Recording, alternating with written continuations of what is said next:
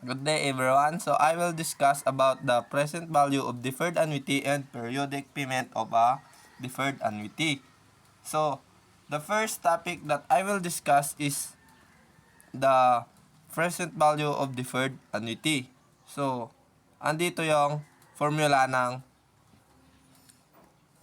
topic natin. So ED is equals to R 1 minus 1 plus I raised to negative N plus D over I minus R 1 minus 1 plus I raised to negative D over I.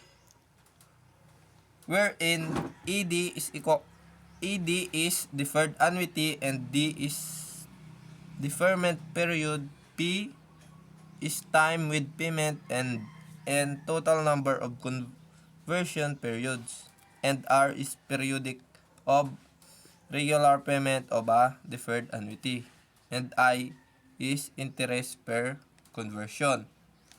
So proceed naman tayo sa example number 1 natin.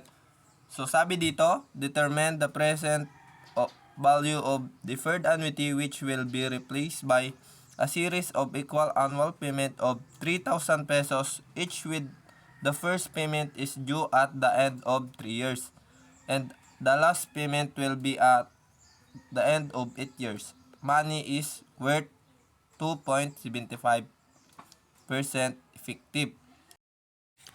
So ito yung given value natin. R is equals to 3,000 pesos.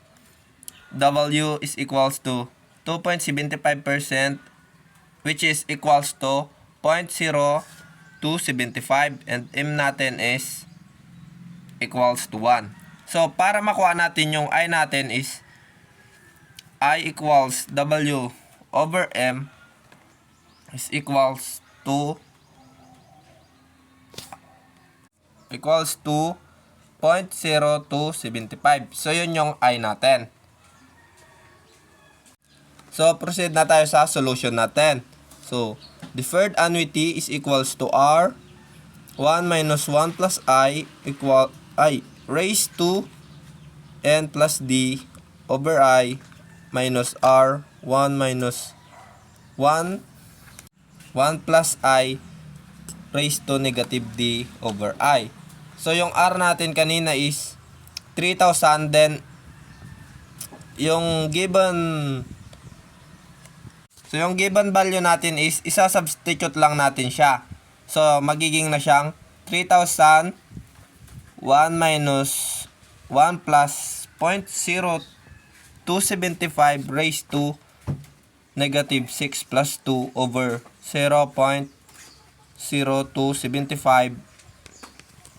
minus 3,000 1 minus 1 plus 0.0275 raised to negative 2 over 0.0275.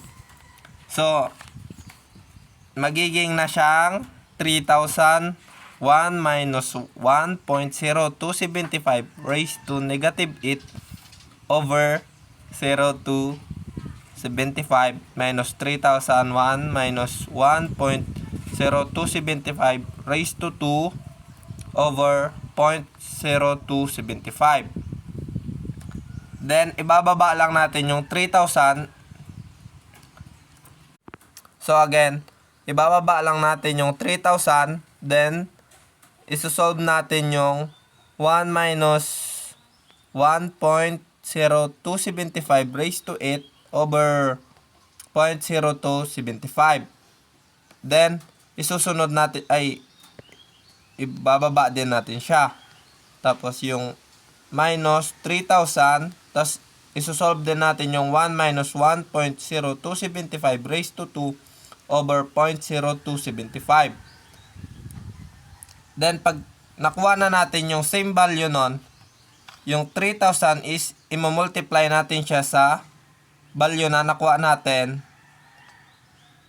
which is 7.0943 per 1041 minus 3,000 1.92042434.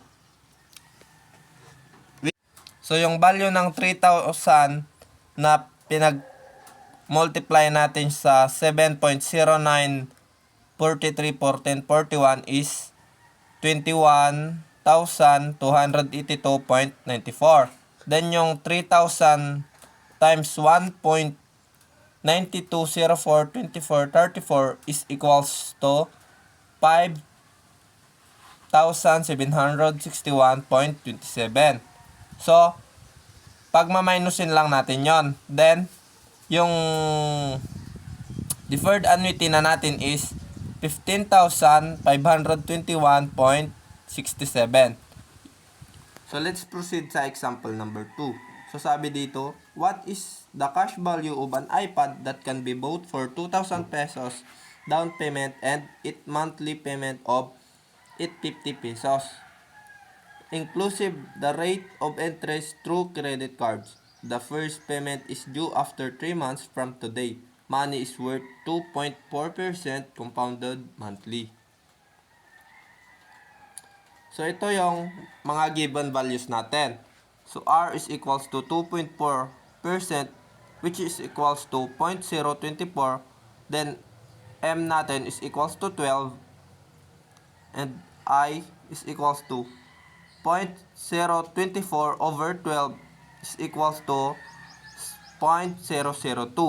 Then, D natin is equals to 3 minus 1 is equals to 2. P is equals to 8. And then yung N natin is equals to P plus D. So, yung value ng P natin is 8. Then yung plus D, which is 2. So, yung value ng N natin is equals to 10. So, yung given formula natin is isa-substitute lang natin yung mga given value. So, deferred annuity is equals to 850, 1 minus 1 plus 0.002 raised to negative 10 minus 850, 1 minus 1 plus 0.002 raised to 2 over 0.002. So, yung value ng 1 minus 1 plus 0.002 raised to 10 is 9.890874.311. So, yung 850 is ibababa natin, then yung nakuha nating value. So, ganon din dito sa 1 minus 1 plus 0.002 raised to 10 over 0.002. Yung value niya is 1.994015.959. So, ibababa din natin yung 850, din yung nakuha nating value.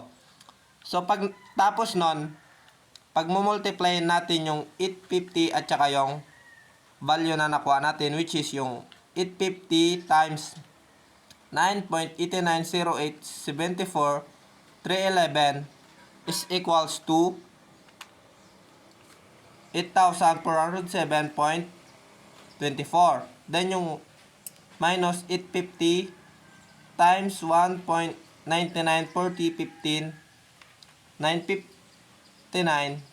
So, yung nakuha nating value is 1,694.94.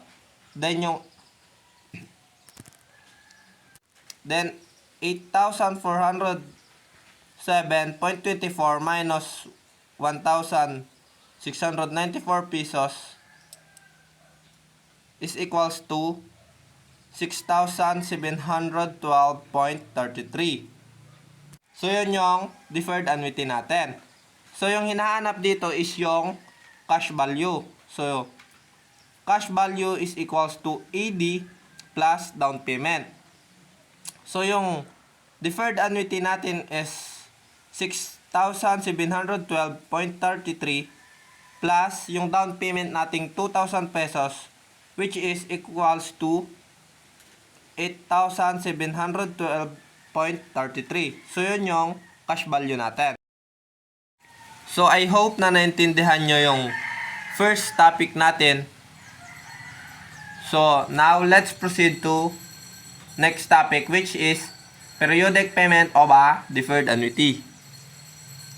So, yung formula nito is R equals to ED, which is deferred annuity, over 1 minus 1 plus I raised to N plus D over I. And 1 minus 1 plus I raised to negative D over I. So, proceed tayo sa example number 3. So, sabi dito, Mr. Sebastian avails the loan offered by his company with a minimal interest of 1.5% every 6 months. He borrows 150,000 and agree to discharge his loan by paying a series of 10 equal semi-annual payments. The first payment is due at the end of 2 years. What amount should he pay every 6 months? So, ito yung mga given value. So, AD is equals to 150,000. R is equals to 1.5%, which is 0.015. Then, P is equals to 10. And M is equals to 2. First payment after 2 years. Find R. So, ito yung solution natin. Yung given value natin is isa-substitute lang natin siya sa formula. So, magiging R is equals to 150,000 pesos over 1 minus 1 plus 0.0075 raised to 13. So, nakuha yung 13 kasi yung N plus D. Over 0.0075 minus 1 minus 1 plus 0.0075 raised to 3 over 0.0075. So, ibababa lang natin yung 150,000 over the value ng 1 minus 1.0075 raised to 13 over 0.0075. Then yung value niya is doon din sa pwesto niya na over. Then 1 minus 1 plus 0.0075 raised to 3 over 0.0075. So, magiging 150,000 over 12.34234508 minus 2.95555623.7. Then pag-subtract natin yung nasa baba. So, ibababa natin yung 150,000. Then, yung value ng